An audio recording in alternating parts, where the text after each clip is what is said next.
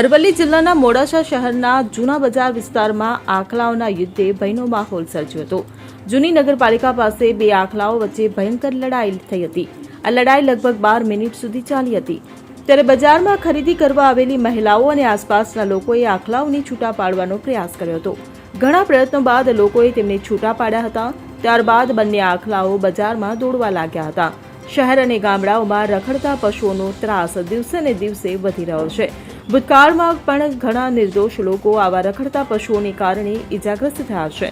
આમ છતાં સ્થાનિક વહીવટીતંત્ર દ્વારા કોઈ નક્કર પગલાં લેવામાં આવ્યા નથી, જેને લઈ સ્થાનિકો દ્વારા મોડાસા નગરપાલિકા તંત્ર રખડતા પશુઓને પકડવાની કાર્યવાહી કરે છે। સાથે સાથે જે પશુ માલિકો પોતાના પશુઓને રખડતા મૂકે છે તેમની સામે પણ યોગ્ય કાર્યવાહી કરવામાં આવે તેવી માંગ કરવામાં આવે છે। Bureau report CN24 news. હવે જુઓ દેશ દુનિયાની તમામ ખબરો તમારી આંગળીના ટેરવે। ઉઠાવો મોબાઈલ અને Google Play Store પરથી ડાઉનલોડ કરો અમારી CN24 ન્યૂઝ મોબાઈલ એપ।